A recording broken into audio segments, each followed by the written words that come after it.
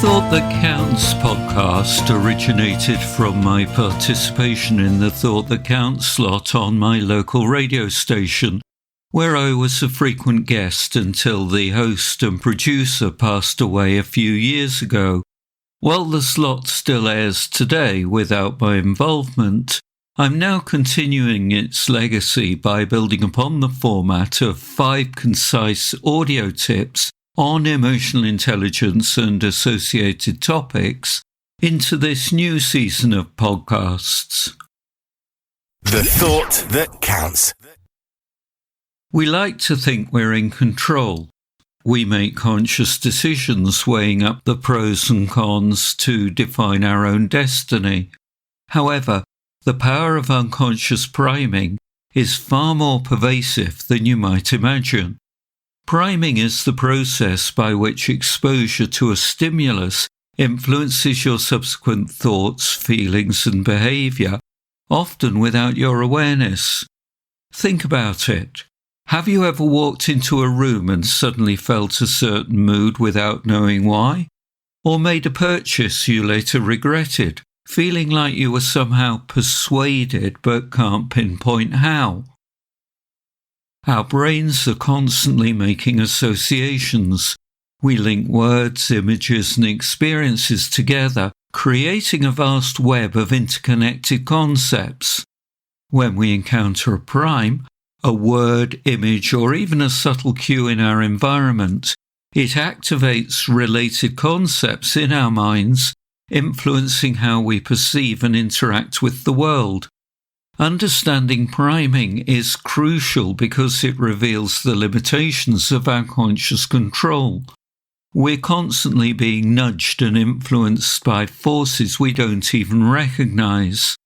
This doesn't mean we're puppets, but it does mean we need to be more aware of these subtle cues that shape our behaviour and to be reminded that the world around us is constantly shaping our reality, often in ways we don't even suspect.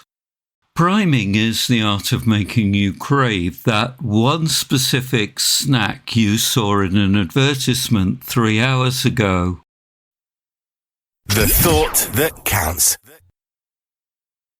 The idea that we always know why we do what we do is a comforting illusion.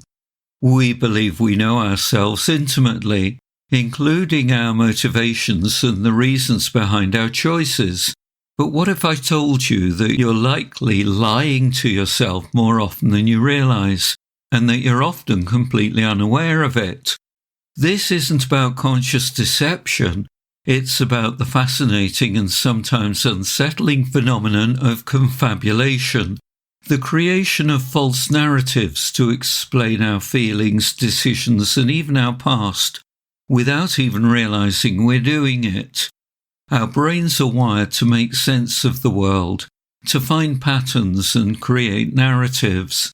When we lack a clear understanding of why we did something or feel a certain way, our brains fill in the gaps, often with plausible sounding, but ultimately fictional explanations. Confabulation serves a purpose.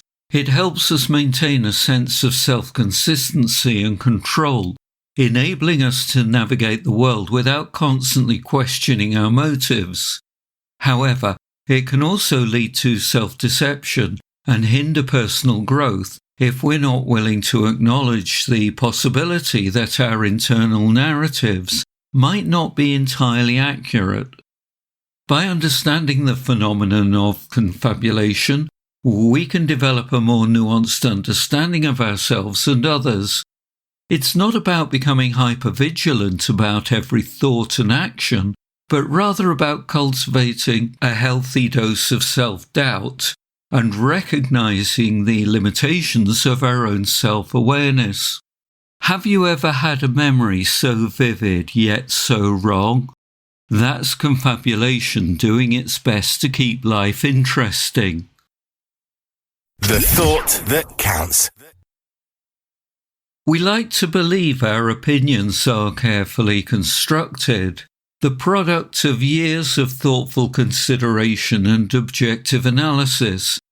We imagine ourselves as impartial judges, weighing all the evidence before arriving at a reasoned conclusion.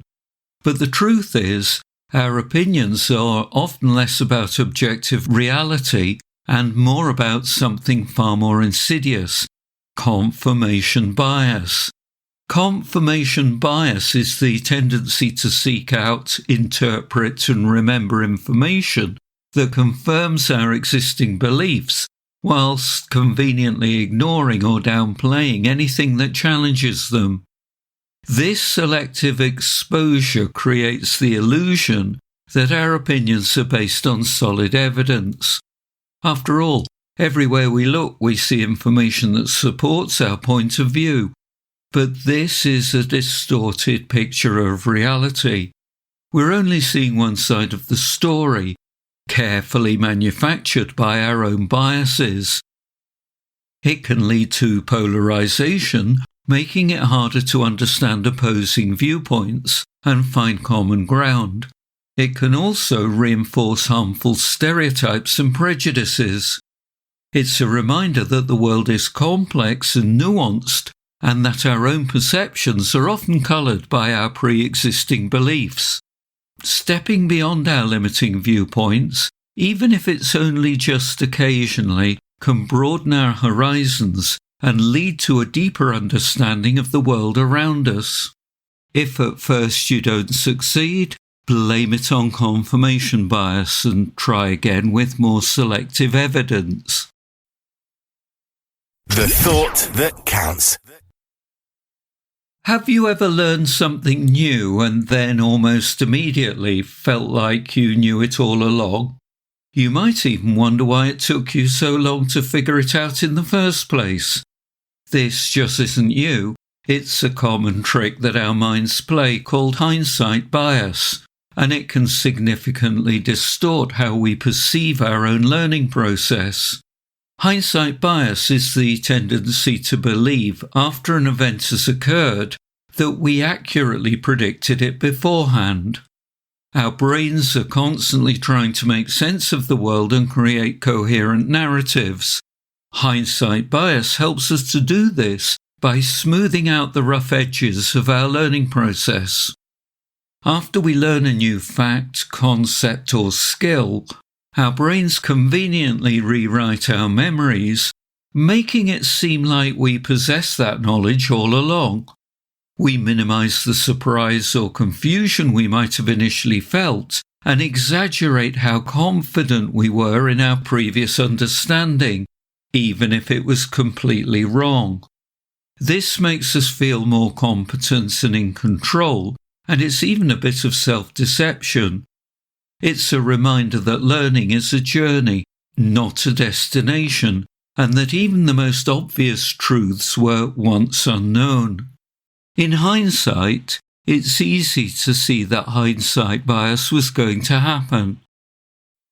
The thought that counts. We're wired to find meaning.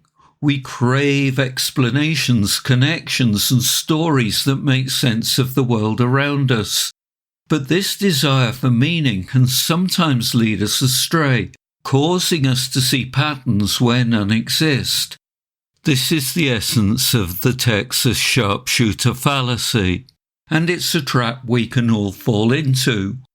Imagine a Texas sharpshooter who fires his gun at a barn wall, seemingly at random. He then walks up to the wall, draws a circle around the cluster of bullet holes and declares himself a marksman. He's found a pattern, but it's entirely manufactured. He shot first and then created the target. This is precisely what the Texas sharpshooter fallacy does to our thinking. We observe a seemingly meaningful outcome, then look for a cause, ignoring the role of random chance. We choose the data that fits our narrative, while conveniently overlooking everything else. It's a reminder that our intuition can sometimes mislead us. By understanding this cognitive bias, we can become more critical thinkers and avoid the trap of seeing patterns where none exist. It's a call for intellectual humility and a recognition that the world is often far more random than we like to believe. Why stress over consistent results when you can choose the ones that match your hypothesis? That's the Texas Sharpshooter fallacy, turning randomness into precision, one retroactive target at a time. I'm Robin Hills from EI for Change, empowering your emotional management. The thought that counts.